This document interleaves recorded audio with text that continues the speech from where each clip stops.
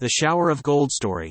Once upon a time lived a poor little maiden, whose father and mother were both dead, and the child was so very poor that she had no little room to live in nor even a bed to lie on. At last all her clothes were gone excepting those she wore, and she had nothing to eat but a piece of bread, which she held in her hand.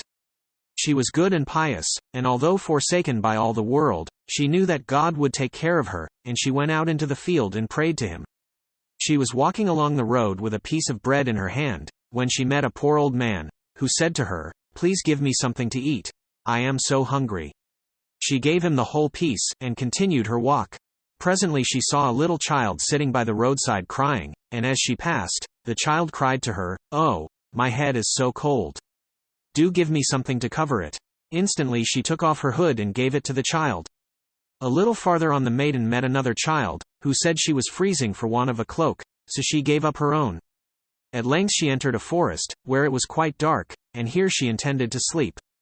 She had not gone far before she found another poor little child, with scarcely any clothing at all, and nearly dying with cold. The good maiden thought to herself, "It is quite dark now, and no one will see me," so she took off her skirt and covered the poor, shivering child with it.